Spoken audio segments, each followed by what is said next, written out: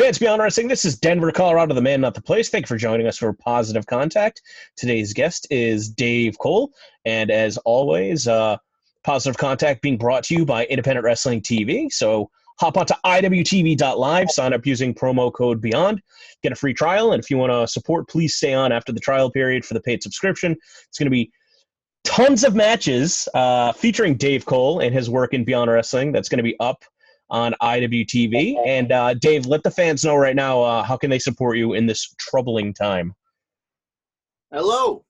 During this troubling time, you can visit www.davecoledojo.com. That's where you get my prints, my pins, custom pops, ring canvases. If you don't know what I do by now, you'll figure it out during this interview. But yeah, davecoledojo.com. And all my Instagram, send me a message. Tell me what you want. I'll make it for you. So, Dave, do you want to start with the art or do you want to start with the wrestling? I mean, it's really kind of remarkable how you've been able to combine the two to where you're at right now. But yeah, what do you want to delve into first? The wrestling came first. Well, I mean, I was born an artist, and I grew up throughout school, like winning art awards and stuff. So I guess I started art first. But I mean, career-wise or long-term-wise, goal-wise, wrestling came first. All right, let's get into wrestling then. I remember first hearing about the Backyard Wrestling link because my buddy Matt Carpenter, who wrestled for XRW as Matt Stanton, did tape trading. And to the best of my knowledge, as the story goes, he would order tapes either from Russ Myers, Nasty Russ, or Matt Shock. And they wrestled for a Backyard Wrestling called Garbage Everywhere Wrestling. And so I think that, like, if you ordered like a certain amount of like Japanese compilation tapes, they would either like throw in like a bunch of their Backyard Wrestling shows, or like, I don't know if you specially ordered it, but I just remember for the amount that you're spending on getting these tapes, it's kind of like, if I get a bonus tape even as Backyard Wrestling, let's jump into it. And then I remember him watching it and then wanting to get involved with it, and then through that finding out about the Backyard Wrestling link, and then finding out about Backyard Fest. And one of my first memories of you is always kind of like how you, I believe, wrestling is D Smoothie at the time, or maybe that was just your username on the forum, but just being held in such high regard among all of the other Backyard wrestlers. If I was going to try and put a time frame to this, maybe like 2002, 2003, had you already started training to be a professional wrestler at that point? No. 2004 was when I started training. So it was a little bit after that, because I remember my backyard days kind of bled into my training days, and I started getting more cautious about what I was doing because I didn't want to mess up my training and get hurt backyarding. But backyard taught me so much. But yeah, I wasn't training until 2004. So when you were doing Backyard Wrestling, that was in Connecticut. It was NGW? Yeah, NGW. That was when we built the ring, which we got the plans from HCW, Claude Mero, Ruckus. And like HCW and GEW, they were like the first on the internet that I could remember that had like kind of like an internet presence. And like you were watching guys in Ohio and wherever, Maryland, HCW. And that was like the first kind of like outside backyard wrestling knowledge that I had. So we built our ring. And I don't know how I got held in such high regard in backyard wrestling. Like that first Backyard Fest when me, Matt McCoy, Kill Switch, and Crisis, we all went to Ohio, Backyard Fest 5.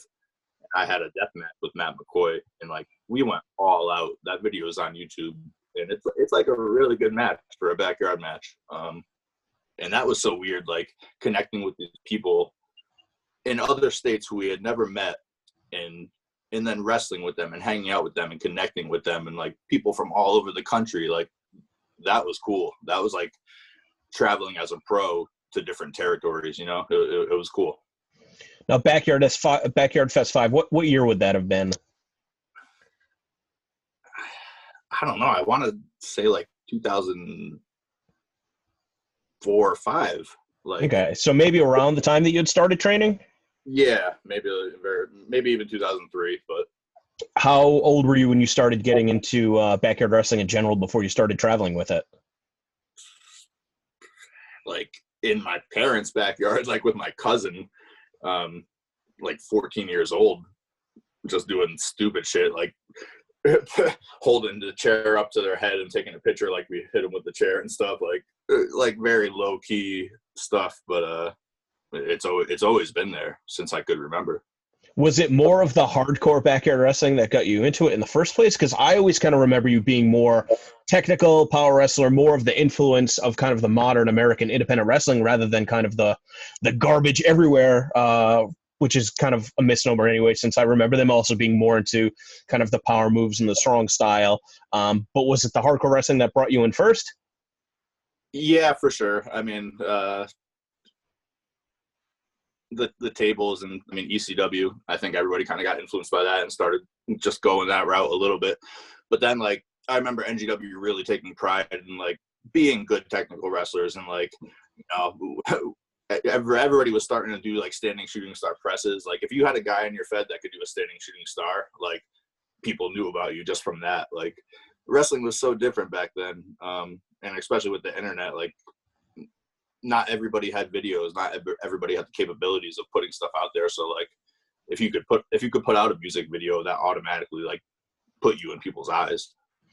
I always, you know, say to myself, and maybe I've expressed it publicly a couple times, but I honestly believe that if we had the technology that we have now at our disposal at the height of our backyard wrestling, I don't know that we would have ever made the transition into doing professional wrestling. I think that there were times with some of the backyard wrestling events that were being organized were bigger than anything that I've been involved with at a professional level.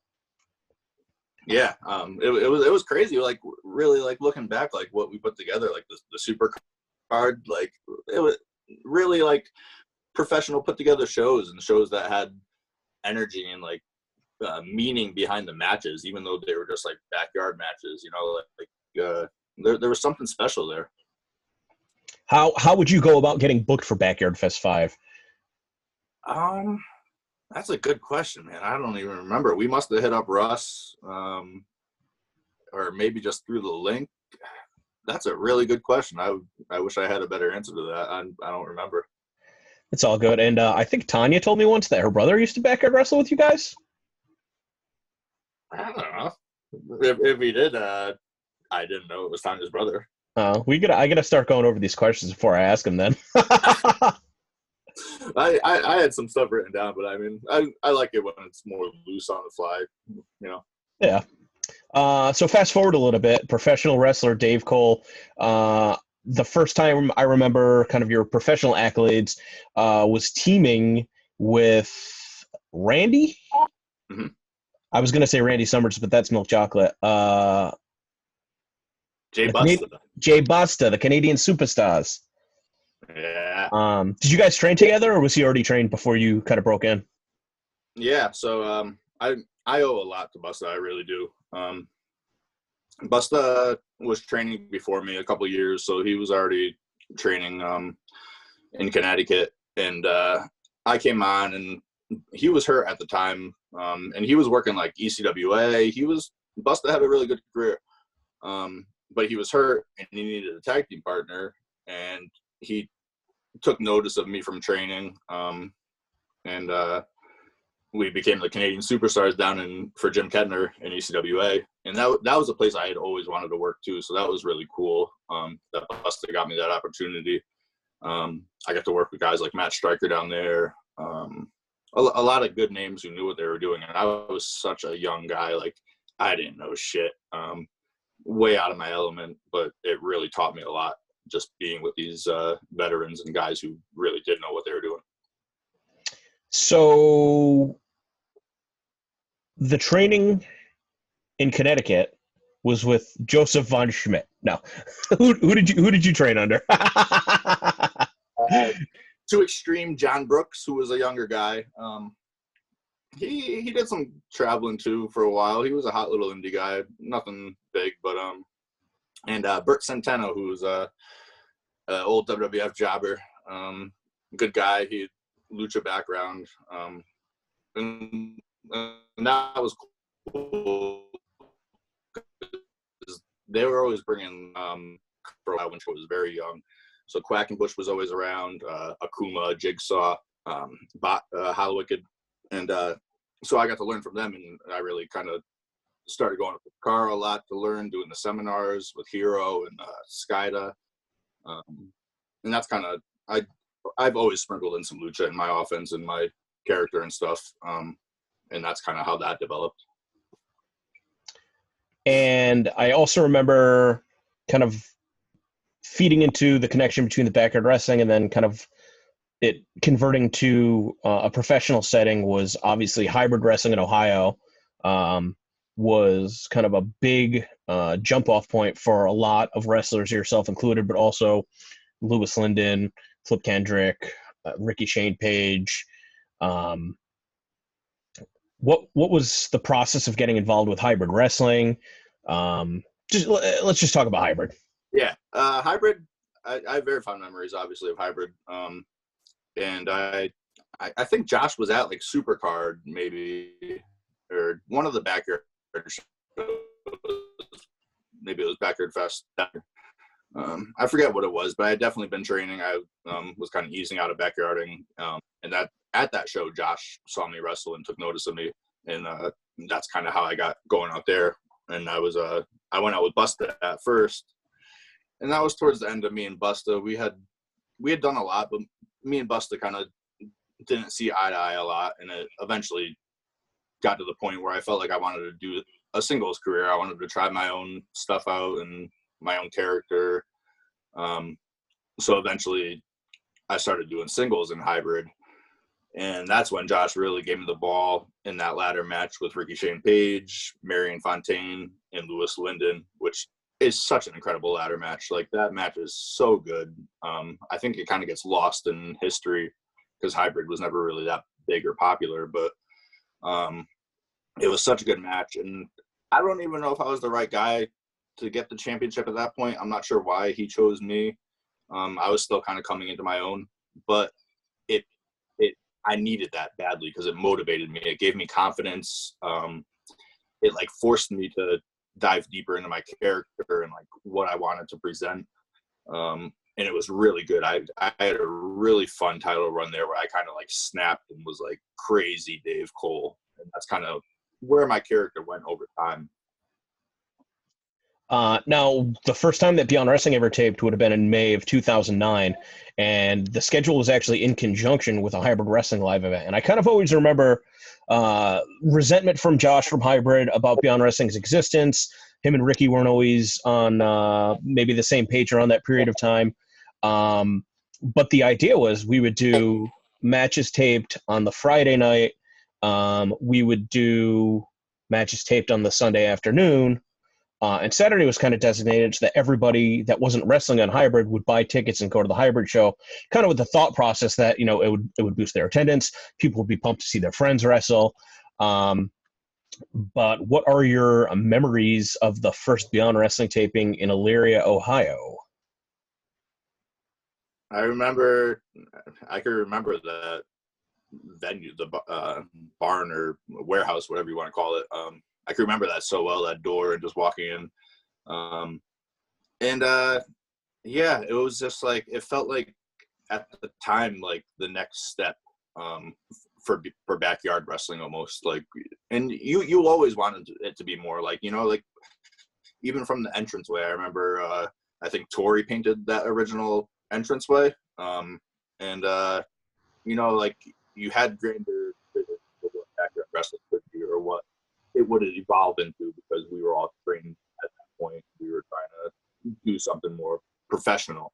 So I just remember it like there was an energy that it was something new and fresh. And it's just crazy to look back at the time. I mean, we could have envisioned it being where it is now at that moment, but the foundation was like being built. Like it was awesome to see that and be a part of that, feel that energy, and all the wrestlers like going out and just like really trying to one up each other. And that was like, I feel like that's what indie wrestling is nowadays. Like it's just like guys trying to one up each other and like, you could do this, no, I can do this, and like you think you're gonna have the best match, no, I'm gonna have the best match. And it's really like it created a competitive spirit that was just unmatched at the time in wrestling. Do you remember what your matches were that weekend? I don't remember if that was the first one, but I remember a 4-way with Jonah, Shilson, and Quest, maybe. Yep, that was the first one. Was that the same weekend I wrestled Vega? Yep, and then the match with Davey Vega. 2 totally different matches. Do you have any recollection of who you wrestled Totally different. at Hybrid?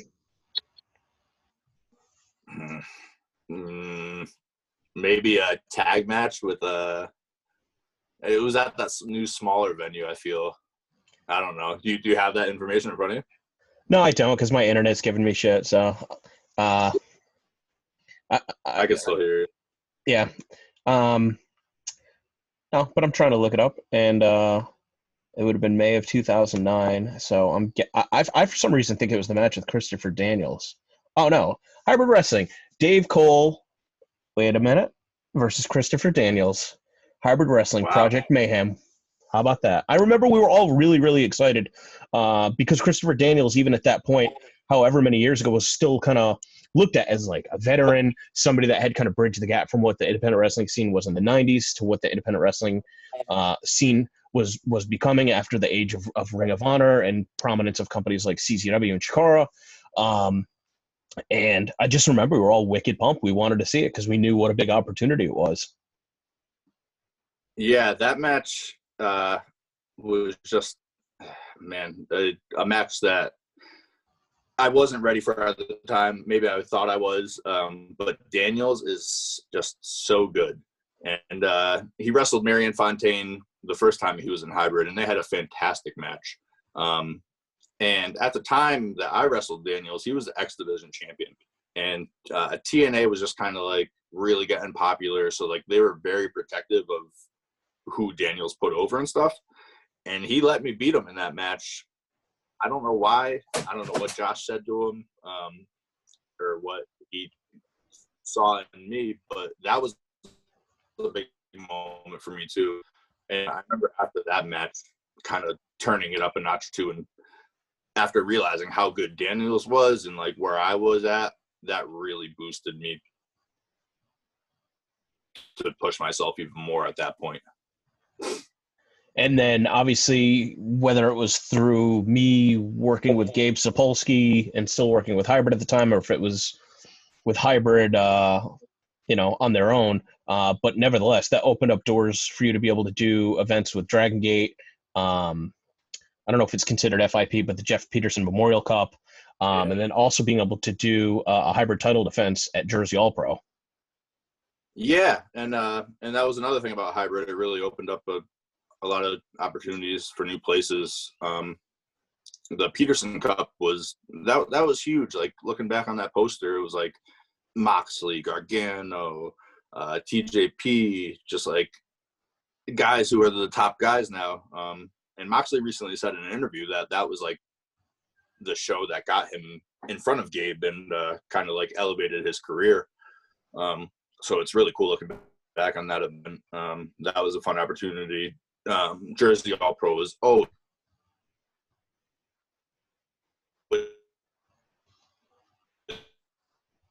it's fun. I think and yeah, that was a good time in my career. I was like definitely still coming into my own, but the opportunities were there, and I was trying to make the best of them. Maybe I did, maybe I didn't, but I was on a roll, and it's hard to get to sometimes in wrestling. Was there ever any conversations with bigger companies around that period of time? No, I was like that Dragon Gate USA show I did. That was big for me. I never worked with Gabe after that. I'm not sure. I did good in that match too. I thought I stood out pretty good. But then I was doing CZW with Busta. Well, when I was teaming with Busta, so I had done CZW. I had done Jersey All Pro. And then I think my focus was just beyond at that point. Well, there was a gap as far as, you were able to compete at the first event in Elyria, Ohio. And I think that maybe when we first taped on the East Coast at the Top Rope School in Fall River, maybe you were there but didn't wrestle that weekend? but Jay Buster was there. I think he did a singles match with Brandon Michael Thomas. The next matches that you and Jay Buster did for Beyond Wrestling is when we bounced back to Allentown, Pennsylvania. Canadian Superstars versus the Super Smash Brothers. Canadian Superstars versus Doom Patrol. What made you want to jump back into Beyond at that time? I do remember, because I was like, why did me and Busta start teaming again? And me and Busta were actually going to ROH often, doing not ring crew, but just general security stuff, setting up chairs, just trying to get our faces seen. Busta was really close with Kerry. He knew him, and that's how we got in the door. So I remember Kerry was at that Beyond taping.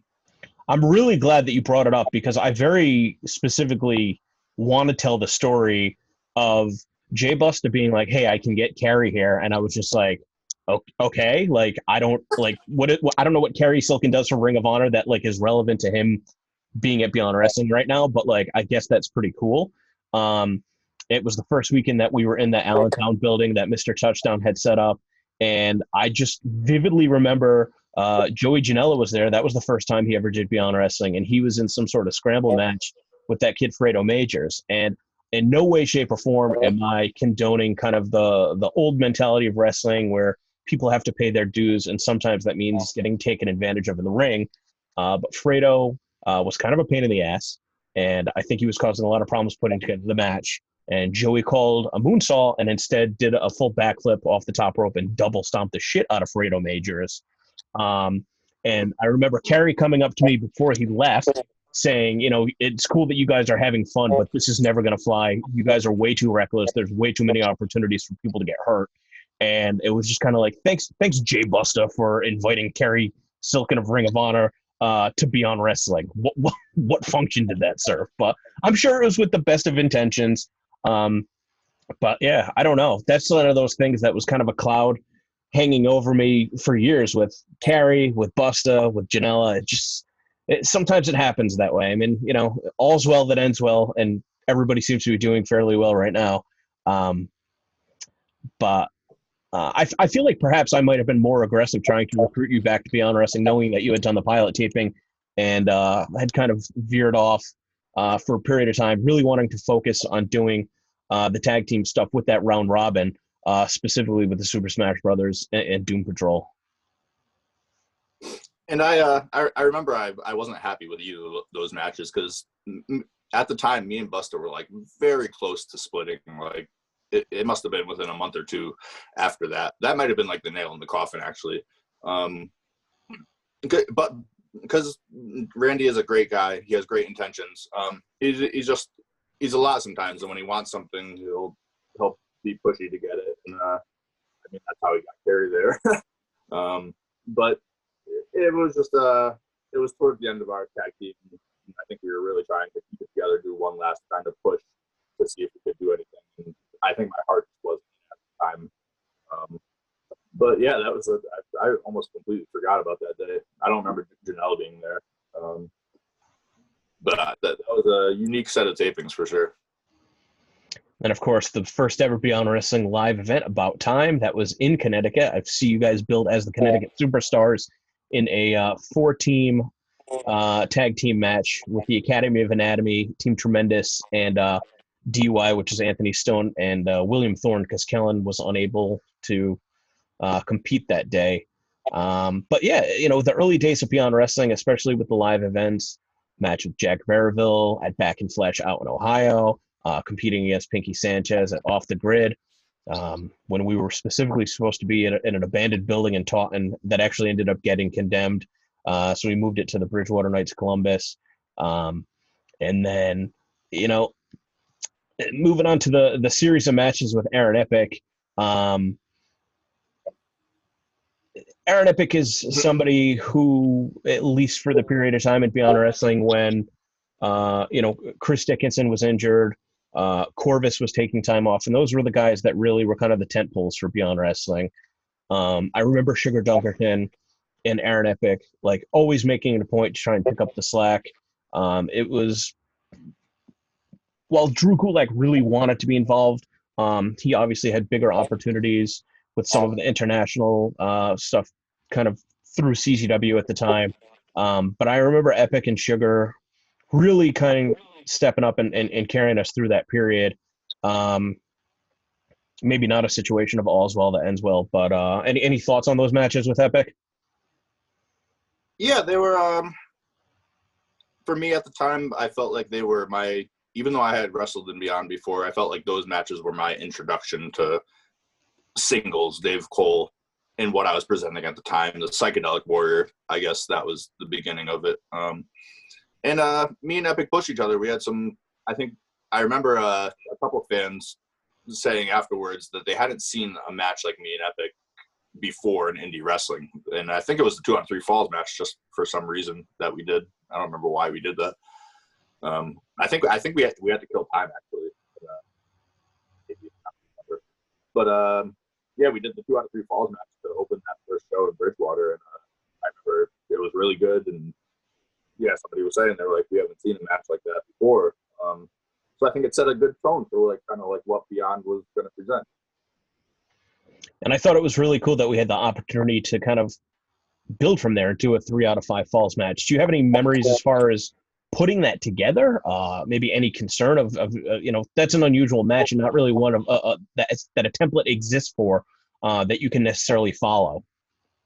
Yeah, I think it was the first at the time. I mean, maybe undocumented, but I remember looking it up and not finding anything about it. And just we had just had such a good match that it felt like a logical progression, even though it was fast and weird. But it was that was another match that, like, I like being different with wrestling. I'm a very unconventional wrestler when putting together matches. A lot of people like that structure, but like I've always liked this, even if it's not the usual flow of a wrestling match. I like that. In the 3-out-of-5 falls, like, forced us to really like think outside the box of a normal wrestling match, and like how to progress from each fall to each fall and have it make sense in a way that still was entertaining and kept the audience and flowed together and made sense. Yeah, I think I like our 3-out-of-5 better than the 2-out-of-3. I don't know. They were good matches.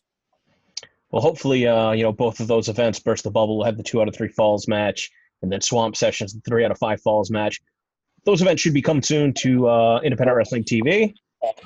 So anybody that wants to sign up for iwtv.live using promo code BEYOND will get a 5-day free trial. And of course, being able to stay on as a paid subscriber certainly supports us while we're in the kind of same predicament as everybody else, not producing new wrestling live events, but it gives us opportunities for stuff like this, like Positive Contact. And one of the most positive experiences coming out of Beyond Wrestling was the first American Rana, which I don't believe that you were originally scheduled for, but you were going to be on hand, and then ended up teaming with Aaron Epic kind of in an odd twist of events against Tabernacle Team, who also were not originally scheduled to be on the card. But Kevin Steen asked for them to be on. Who's going to say no to him? Yep. Yeah, that was I think that's my only Rana actually. But that was a really fun match. And me and Epic were kind of clicking as a team. I think we could have done more as a team. Well, or whatever. Yeah, good matches together. I remember against Pinky and Dunkerton. Maybe that was at Ron too, actually. But yeah, we had some good tag team matches. Yeah, it's interesting how just things can kind of get thrown together and work in some way, shape, or form. But that first American Rana, the thing that sticks out to me from that match in particular is people started singing the national anthem just kind of organically against the Canadians in support of you and Epic. Yeah, that's definitely a standout moment. The Beyond crowd at FET was something else. Like, that was a era of Beyond Wrestling that was like, it was its own era, and it'll be looked back on as like very important shows. Like, in the rise of so many people, like you that was like the beginning of making stars. Like, and I think JT was probably the first one that like you really gave the ball to and like, put him in matches that like the rest of the country didn't think he could be in or didn't even know who he was. And um, that was a great spot at this place. Let me ask you this though: tag team wrestling. Now you were talking about how you kind of came up and you were training, and it was kind of convenient for you to team with Jay Busta because it helped him out for his injury. Kind of similar situation with the Fear and Loathing tag team, where it's kind of a makeshift thing that kind of took off. Is that frustrating as a wrestler, where it's like, do you want to see if this new act has legs and run with it? Do you feel like it's something that gets in the way with career trajectory as far as pursuing single stuff? At that point, I felt like I didn't really have any direction beyond. So at first, in my head, it's kind of frustrating, but then I'm like, all right, let's make something of this. Like a tag team could be easier on my body. It's easier to put together stuff with another mind. So I was happy with it. It took a little while to get the ball rolling on ideas, but I remember getting into it and feeling it, and it just it never took off past what it was. But I didn't mind it, and I think at the time it was fine for me and beyond because I didn't really have anything else, so it was something to dive into. Well, I would say probably the series that probably defined your career in Beyond Wrestling was a best of 7 matches with Anthony Stone. Had you wrestled Anthony Stone in a singles match at that point? No. And I think that blew my mind, where it's like two guys that I looked at as stalwarts from the New England independent wrestling scene, not having a singles match. And I believe the first one happened at one of the secret shows at the Chop Shop across the street from Fett. And then it's kind of like, whoa, like this is the type of chemistry that you don't often come across. Like there's got to be more of this. And kind of with the thought process that, if these matches are escalating each time out, well, it doesn't have to be, relegated to the Chop Shop. Although realistically at that time, I wanted to put big matches on at the Chop Shop too, because I wanted there to be a value. I never looked at things as better or worse, pre-show, main card. Obviously I'm sure everybody preferred to wrestle at FET just because there's more people that could fit in the building, therefore more of an audience. But even going back to our YouTube channel and digital distribution, releasing those secret shows on Smart Mark Video, it to me, and that must be something that, maybe it sounds like I'm blowing smoke up your ass, you know what I mean? As far as me trying to sell that to a wrestler. But obviously we got to the point where it was something that was, there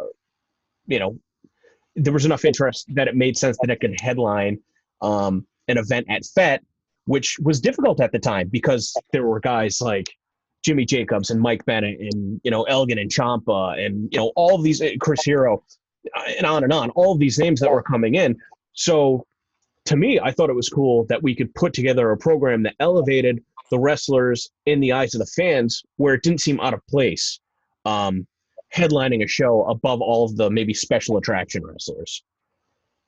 Yeah, that whole series came together just really organically, and like you said, it was just one of those where we just clicked and our styles meshed, and we weren't afraid to lay into each other. I've known Anthony a long time throughout New England.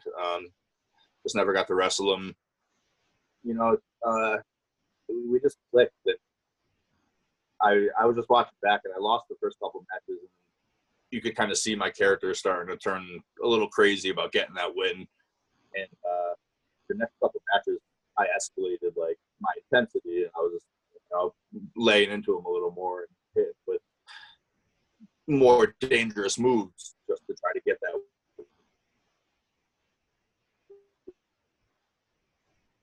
win. And that's the magic of wrestling, when things just come together like that. And and then you said, we ended up main eventing the final show of the year. I forget what year that was, but 3 out of 5 falls. I remember that being after like a 5-hour show. So like it was like midnight by the time we even started. But those were the days of Beyond when Beyond was doing that. Well, I can But tell yeah, you what else happened on that show that caused such a late start for our main event. And I actually remember even trying to ask you guys if it should be scrapped altogether, and maybe pushed back for another month, because I was very worried that the crowd would not be there for you guys. And I thought that it was really disrespectful, that certain wrestlers would kind of take advantage of the loose rules of Beyond Wrestling, because that was your guys' moment. And I still feel like it delivered and it was the right move to do the match. Um, but realistically speaking, the Doom Patrol versus EYFBO match that started the card went on forever. And then with Pinky Sanchez and the angle with Colt Cabana and basically the introduction of Team Pazuzu, in the incarnation that we knew it, um, that was like 40 minutes on the card. And that's the type of stuff that, even if it is significant, even if the crowd enjoys it, um, it can take away from the other things going up later on. And the one thing that I remember that really just pissed me off was Biff and Mike Bennett had a match, and I felt like when Biff went into business for himself and did the beer thing at the end, first of all, doing a stunner is like, I think that's the corniest shit ever. That's part of why I did it at the Beyond Championship Wrestling show, is because it's like the lamest shit ever. But I hate that also ran. Like, it's so cheap. You know, when you have one of the most beloved wrestlers in Beyond Wrestling history and Biff Music, like, you don't have to do cheap stuff ripping off Steve Austin. And it gets a pop from the crowd. But that felt like that was the end of the show. And I remember people leaving thinking, well, if somebody's going to have a beer and a stunner, that's how WWE ends their shows. It's like, no, wait a minute. We still have, this 3 out of 5 falls match, the culmination of the rivalry, with Dave Cole and Anthony Stone. And anybody that wants to endure that can watch Ends Meet on IWTV.live, and see for themselves exactly what I'm talking about. Did you ever feel like Beyond Wrestling was too loose with the rules? no, I felt like you're saying at that show, it just felt like one thing after another just like kept happening and just like kept pushing back time. And like Stone and I are just kind of standing back there, like trying to keep our intensity up. It's difficult when you're standing there waiting around and trying to keep that focus and keep that energy. And I remember bringing a lot of friends from Connecticut because we were eventing. I was like so proud. I was like, finally made event and beyond, like with guys way above my caliber on the card. And just like I remember them saying afterwards, like Mike and Biff should have been the main event, or they thought it was. So like you said, like even my friends thought that, they knew I was main event. It was still a good match. It was just we definitely had to change it up. It could have been more, but it was good. Obviously, maybe I referenced this on Twitter the other day, but I was not always the easiest person to work with. And if you go back and listen to the Positive Contact episode with Christian Casanova, basically I was extremely unhappy with the match with him and Holiday against Willow and Solo, and actually took them off the show. And that was something that I've never done before. But going back and looking at this End Meets card, I remember the match for the Crusade for Change versus Corvus and Quest treating it.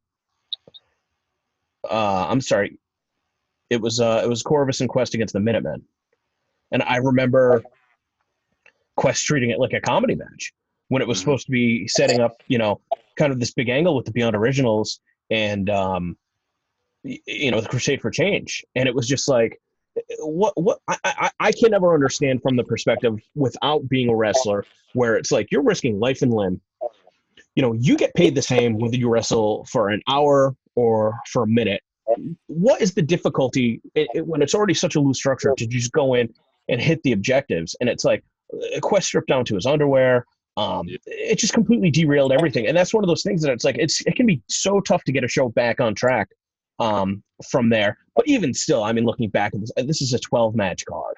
I mean, you had Kimberly versus David Starr, Brian Myers and Ryan Rush against Hero and JT, Stockade versus Tremont, a Fans Bring the Weapons match, Team Tremendous versus the Hoods, Biff versus Bennett, and the 3 out of 5 falls match with you and Anthony Stone. So, it's one of those things where over the years, obviously, we found a better way of doing it. But I was always of the mindset that the more matches that you can run, the more opportunities to get certain wrestlers in front of a crowd, knowing that wrestlers aren't always going to be there. If you familiarize them with the crowd when they need to be slotted into higher positions, there's a better chance that the crowd's going to be into it. You were used to the marathon shows at that point too. Was that something that you'd encountered other indie promotions, or was that just? I think no, not really. I don't think the other indie promotions had the level of talent that Beyond had to work with. And like you said, you were about giving the opportunities, even if it blew up the match card, but Beyond was something special, it still is, comparatively to smaller independents in the Northeast and all of the country, actually. Yeah, Beyond's all right. No, I've definitely learned a lot from those cards. I mean, it's fun. It's so funny to me that those are held in such high regard, because they can be such a mixed bag at times. And I feel like we've really been able to, I don't want to say get more out of less talented people, because the roster that we work with is still very talented today. But it's definitely wrestlers that are earlier in their career than what we had to work with in the era of Beyond Wrestling. It's wrestlers that have not gotten the repetitions in front of a live crowd the way that we were able to, the talent that we worked with in the FIT era. So I'm very happy that we were able to go through those experimental phases, because I'm happy with where Beyond is in 2019, and hopefully we'll resume in 2020. One big match that I see towards the end of your Beyond Wrestling tenure is a singles match with Drew Gulak. So that was coming off my broken leg, which really, I think it was. I never really recovered after that. I think those matches that you gave me at the time were very important to me, because they, you were giving me some high profile matches and stuff that I could learn from and stuff that I could excel in. Mentally and physically, I don't know if I was really ready after my leg break. I think I wanted to be, and I was really trying to be. And I really love that match with Drew, because we didn't really call much. It was probably the least called stuff I've ever done in the match. And we went out there and we wrestled, and I hung really well with Drew. I'm really happy with that match, and I've always clicked well with Drew, even outside of the ring. He's a great guy, and he is always down to teach me things. We've wrestled in that tag match at the Prior Wrestle Factory that one time. And yeah, that was a great match with Drew. But I think after my leg break, I just wasn't really ready, and I wanted to keep my spot in the card, because Beyond was really blowing up, and a spot on the Beyond card is it's a good spot to have. So yeah, that match, my match with Fury, and then one of the last matches that I remember having Beyond, kind of before I came out here, was against Chuck.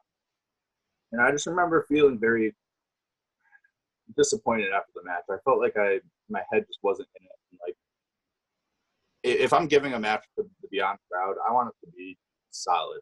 I want to show my very best. I want to give my opponent my very best. And I felt like I was just wading water. And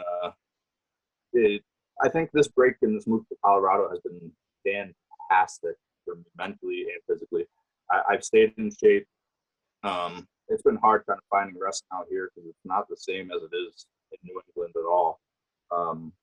But I still want to wrestle. I have guys I want to wrestle. I have a list. I write down moves. I have new gear designed.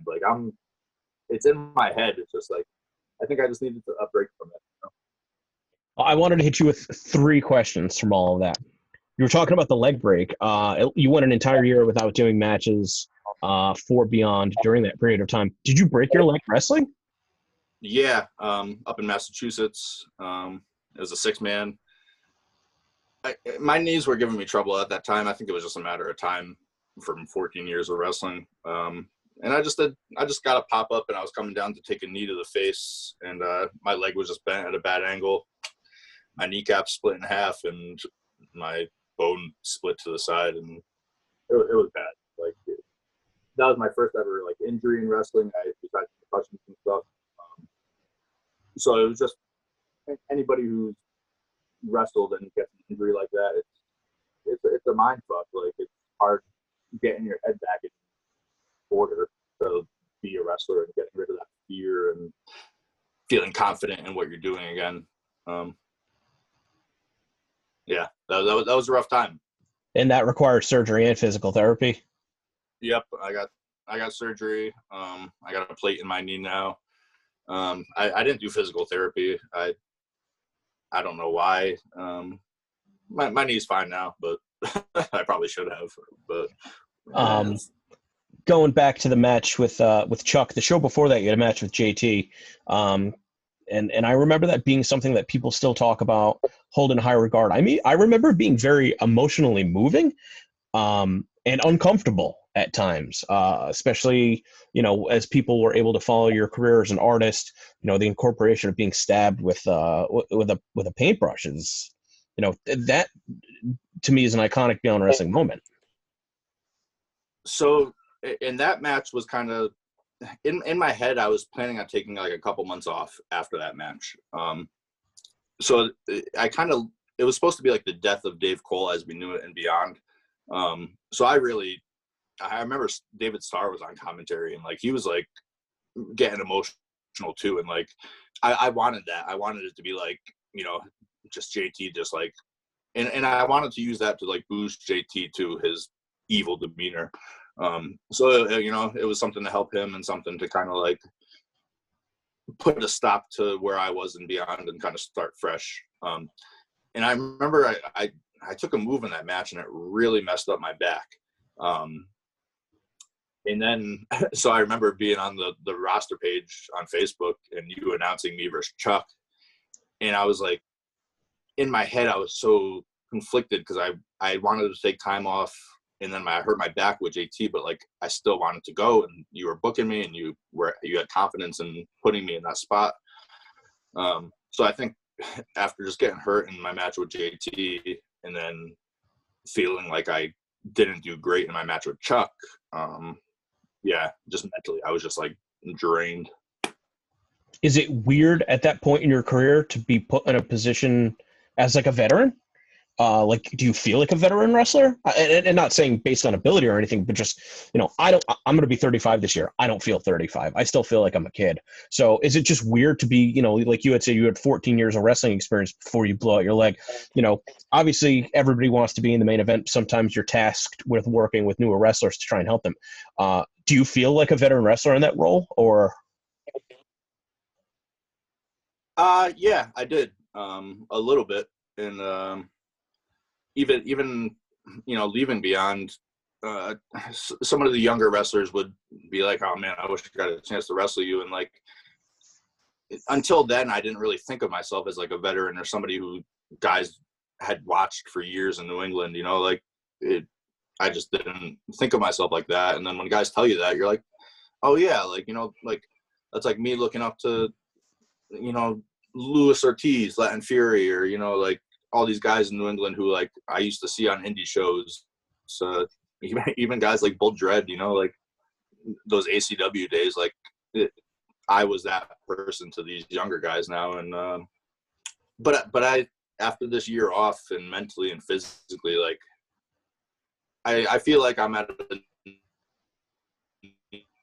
new stage in my career, even what my goals are, but I feel like I have more to show. Kind of like Eric Stevens, he took 9 years off and he realized he still had more to show, and he's had a fantastic year.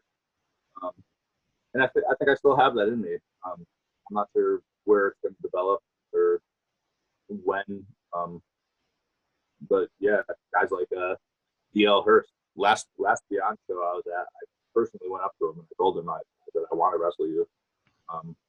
And that's a match I'd love to put together. Guys like Yuta, I feel like I'd have a great match with, these younger technical wrestlers who have that style, almost that Gulak style. I feel like I could still show some skill and some veteran experience and teach them and have them teach me too. So suffice to say, then, not retired. I threw out that word a lot because circumstances, but you're never retired in wrestling. And I look back on those words and I'd take them back now. But at the time, I thought, you think you're at a different stage in your life and you're moving across country and losing these connections, and you're at this point, like, I'd almost be starting over, because like I don't have that name anymore in New England. Like, I don't have it around here, so that's in my head too. But I'm not trying to really, like, I'm not trying to get signed at this point, like, if it magically happened, I'd jump on it, obviously. But like, that I just have different goals now, and I think that allows me to do wrestling for me instead of reaching for these goals and really comparing myself to other people. I just want to do my style and present what I can. Well, even though it's been more than a year since you've had a wrestling match, you're still very connected with the wrestling scene, with your pursuits in art. And as you said, obviously, doing the custom Funko Pops, painting ring canvases, and then just the mashup designs as they come to you. The floor is yours, man. I know we're getting close to time.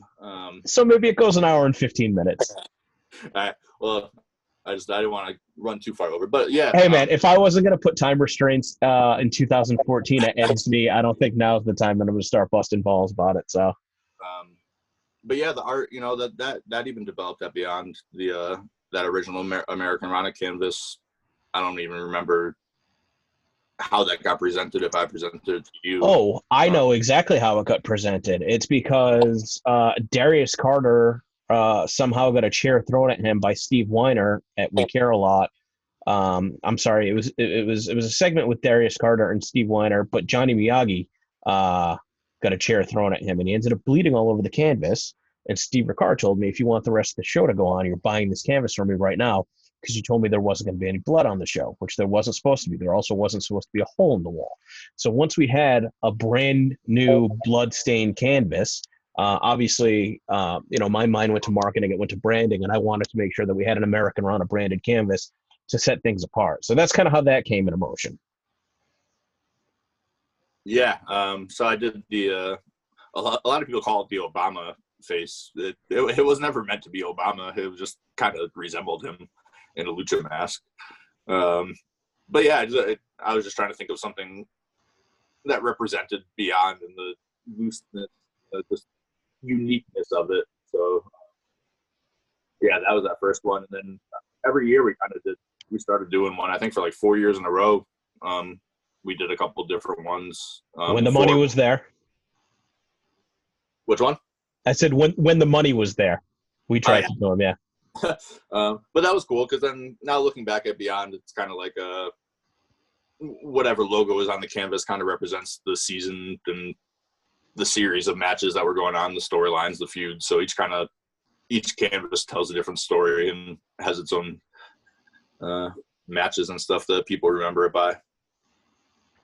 Yeah, one of my big regrets with everything that went down with the sports entertainment experience side of things is the original American Rana canvas. We had cut it up to sell parts that weren't painted on, which I still have a stack of. But that guy was supposed to get it. What's the word that I want to use? I don't know if there is a word for it, but basically turned into a tapestry so that it could be displayed. I have no idea where it is now. If it turns up, let me know. But that sucks. That's one thing that hurts my heart, where it's like, that's one thing that really meant a lot to me, that I'm no longer in possession of. But I have all the other ones. They're in various corners of my house and garage. But what was the first company that you did a canvas design for that was not Beyond Wrestling? I want to say GCW, and GCW's been great. They've kind of just allowed me into the family and treated me as one of them, and allowed me to do these canvases for these major shows, spring break. I had 3 scheduled to cancel this year. That was such a major blow. The canvases are my big money maker. These 3 canvases would have supported me for months. And I'll still do them eventually, but it's like, when is that going to be? But I did GCW, and that led to New Japan. I think just through High Spots asked who I'd come to. working with the guys through Ring of Honor and New Japan. And I got to do that one for Madison Square Garden. Like, you know, after like breaking my leg and like not wrestling and kind of like making art my main focus, you know, I had all these major goals in wrestling, and I achieved a lot of them, but it was hard to kind of know that those goals weren't there anymore. So I had to make new goals, and painting a ring canvas. I did 3 of them for that night, the same exact design. But painting a ring canvas and having it be in Madison Square Garden, where I've seen like some of the best wrestling I've ever seen, where I've seen some of the best music I've ever seen. Like, I've been in that building countless times at this point, and like seeing Great Muda and Jushin Liger on both sides of a logo I painted and like put like just like my sanity into. That's something I'll never forget. That was one of the coolest things I've ever done. So, you know, I had to kind of refocus my life and my goals and what I saw as success, and I'm doing it the best I can. And I look forward to the future of my art and wrestling, because it's all just kind of come in ways that I don't really expect, and I never expected to do a ring canvas for New Japan, but here I am. So what's next, you know? How do ring canvases get custom designed otherwise? I don't know. I don't know if they like when WCW used to do them, like that looked like screen printing, and I don't know if the cost just got too high, or if like I don't know what it is, or why they don't do that nowadays. There's another guy who does the hand painting too. He's on the East Coast and the South. So other people have kind of started doing it too. But yeah, I don't know how people used to do it back in the day, but I'm glad I decided to kind of jump on that bandwagon. And it's not an easy job. Like if it was, a lot more people would be doing it, and like it really isn't easy in any way. But I feel grateful I've had the opportunities just based off these ring canvases, and you know, having them shown across the world. You know, it's cool. Then obviously you still take commissions. Yep. Still doing portraits and t-shirt designs and Funko Pops. And sometimes you're just still inspired, though, to create stuff just on your own. Yeah. Non-wrestling wise, you mean? Yeah, I love music. That's a huge part of my life next to wrestling. So I do concert posters and just like psychedelic art, and I've got a very weird side to me. If you don't know, my love is at max levels with my weirdness. But yeah, I love doing that too. But wrestling is just like, it's such a huge part of me. It's like, it's every day. Like my fiance, who I just recently proposed the question to, she is constantly like, she'll be talking to people on the phone, and they'll just be Japanese wrestlers screaming in the background, and like that's just become a part of her life. Like, you know, like wrestling is my everyday. I think it'll always be my number one. How do you decide which, like when you, I know some of the stuff that you make, how do you know which you want to sell and which you want to keep? You know what? I don't really keep much. Oh yeah. This one right here, this Bobby the Brain Heenan, I keep this one because he was the first guy, the first convention I ever sold at. I was sitting next to him, and I was so nervous the whole time. I didn't want to ask him for like an autograph. I didn't want to talk to him. So as he was leaving, I forget who it was. It might have been you. You were like, yo, just go ask him for an autograph. So I chased him out to his car. He couldn't talk at the time. So his wife like showed him the painting and got him to sign it. And he asked me to paint him one to send to him personally. And like, I had never like sold art before. Like I didn't know what I was doing. And like, that motivated me so much. Like, and for him to be so kind to me in that moment, like after a long day of sitting there signing autographs, dude doesn't have a fucking jaw. And like, he was so kind. So yeah, that's why I keep this one right here.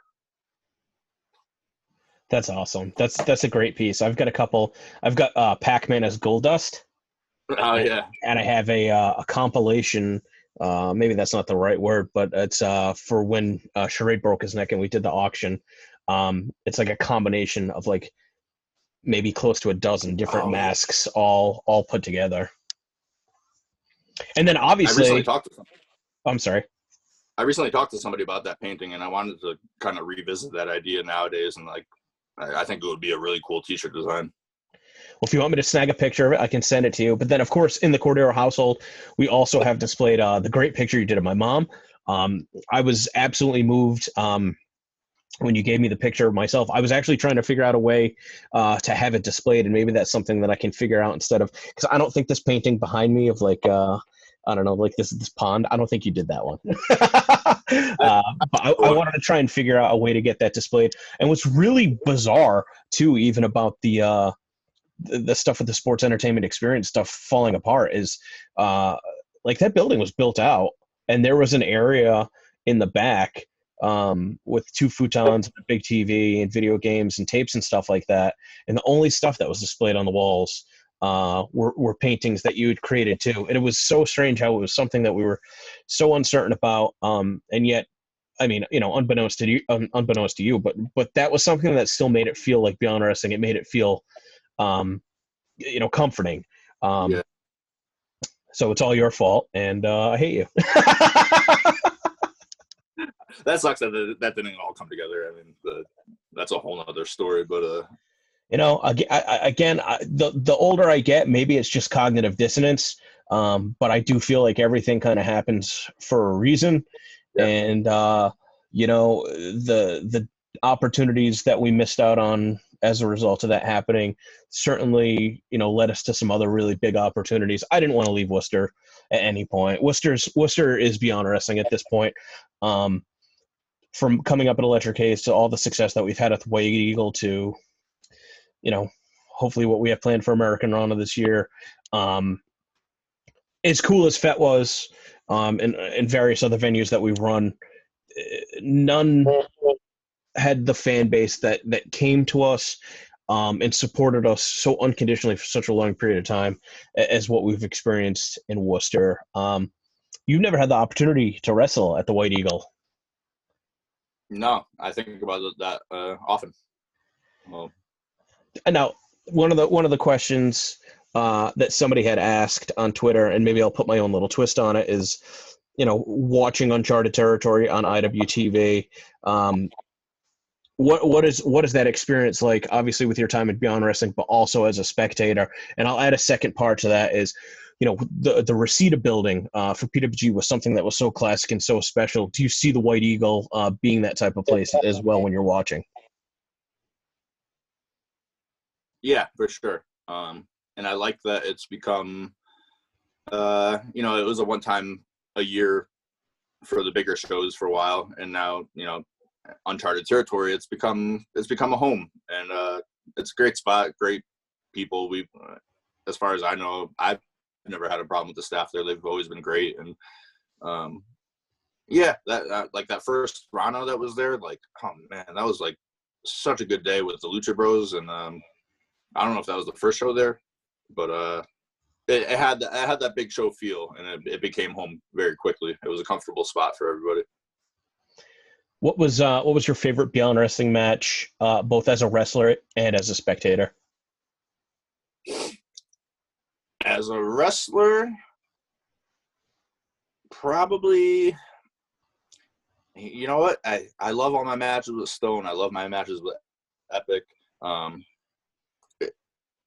It's really hard to say, but that Death of Dave Cole one with me versus JT, there's a lot of different elements that go into me thinking what's my favorite one or what meant a lot. But I don't know, like you said, that one, it just made people uncomfortable, and it made people feel things, and that's what I really like. Like, it may not have been the most technical match, it may not have been the best back and forth match, but that, I don't know, that was a good one. Me and JT always clicked. And yeah, and as far as matches I've watched, though, like, the first one that pops in my head, and maybe if I thought deeper about it, it would be different, but Biff versus Dijak. I love that match. The energy in that match was like just unreal at the time. Dijak was on his rise. Biff was already like as hot as anybody could be and beyond. And just that match, I don't know. There's something about that match that just, I think back to in my head, I can just picture Biff just smacking the shit out of Dijak, and yeah, that one pops into my head. I remember being backstage at intermission and Biff pulling me aside and wanting to call the match back to me so that he could remember it. And then I was like, oh shit, I need to jump on commentary for this. Like I like watching wrestling from a fan's perspective. The less I know, the better. You know, sometimes I don't even call finishes if I can avoid doing so, because I like being able to, rather than see, hey, here's my vision of what wrestling should be. Now go perform it to the best of your ability, which can then, you know, have an effect because of my expectations. It can have an effect on how much I enjoy the match. But when Biff called that back to me, I was just like, I know that this is going to be something special.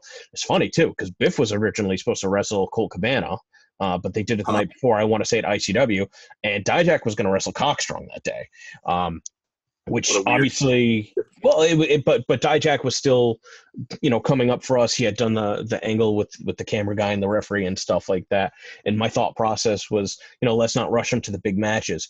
But Biff knew at that point that his time was limited, and if he was going to do the favors, it was going to be then. And man, talk about a match that stands the test of time. And you know, I'd love to, you know, obviously I don't think we'll have the opportunity to have either guy on to tell it from their perspective, but there's those timeless classic Beyond Wrestling moments that were so, like, what else can I say? Fortunate, you know, for being able to host efforts from guys like that. One thing I always loved too was just thinking of Dijak and Biff, the going away paintings. I love that became a tradition. For guys like Keith and you know, Biff, and recently I brought a couple posters to Santana and Ortiz at AEW, and like, because I never got to give them one, and I remember being at Rana and thinking that I was like, oh, this is their last show, and I didn't do a painting for them, so I got to give them that, and continuing that tradition even outside of Beyond. It just got to the point where it was, I don't want to say it wasn't too much for you to keep up with on your end, but it was almost too much for me to keep track of, as far as like, man, are we really losing guys at this fast for great? And I remember how proud, even just when Eddie Edwards, when he came in and did the Iron Man match for us, and it was like, he just came from Ring of Honor. He's here for like an hour. He put together his match and wrestled for an hour. He's got like 20 minutes to stick around to sell through intermission, and then he's getting on a plane to go to NXT. I just remember how important that felt when it was like, oh my God, like this is in some way, shape, or form, like the wrestler got themselves to where they are, but the fact that Beyond Wrestling may have even played a small role or even be able to host, you know, some of their most well-regarded matches, this is as big as it's ever going to get for Beyond Wrestling. Never thinking that the entire independent wrestling scene was like legitimately going to get like depleted and just plucked like month after month after month. I mean, you know, one of the shows that we did at the end of 2018 was called Somebody's Farewell, probably because, you know, there were some people that were so instrumental to Beyond Wrestling that we never got to even have a proper send-off for. The number one that sticks out on mine is Drew Gulak. And at the very least, you know, as we're starting to wrap this up, you did get to have a farewell match. It was at, you know, a WWR event, but, you know, we did a couple men's matches before the women's wrestling show started. You got to do one final match with Anthony Stone. If you come back to Beyond Wrestling, you said DL Hurst, you said Wheeler Yuta. Have you given it any more thought than that? I've given it a lot of thought, but my main thought is, you know, can I earn that spot? You know, like, I don't want to. I've watched Uncharted Territory, and like, there's so many guys now that are good. Alec Price, all these young guys who are like, you know, just on the cusp, and like, I want to make sure that, you know, like, I can give these guys matches that are going to benefit them and that are going to be matches that are used wisely. And you know, Hurst is on my pretty much top of my list, so if you're watching Hurst, but yeah, there's so many younger talents one of my last couple matches I had in Connecticut was against Mike Montero from RWA.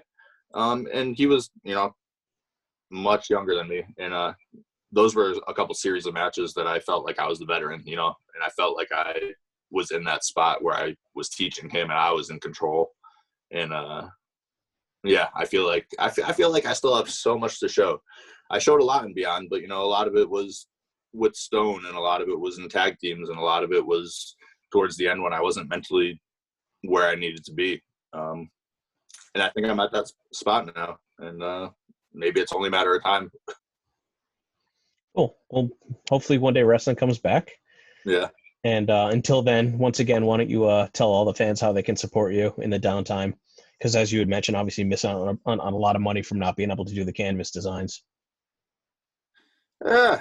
Hopefully that comes back around. But until then, at Davey Painting on Instagram and Twitter. Always message me. I'm always open. www.davecoledojo.com. You can get merch and pins and all that. Search on YouTube. I used to be a pretty good wrestler. Dave Cole Wrestling. You could see hours and hours of me falling off ladders and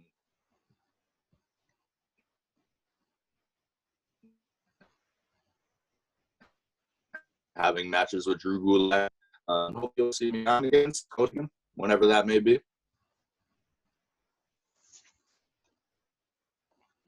All right, man. Well, definitely appreciate your time, and stay safe out there, man. It's a weird world, but Drew Cordero It's a weird loves world. you. Dave Cole loves you. Dave Cole loves the world. It's been awesome talking to you, Drew. Thank you. All right, man. I'll see you soon, all right?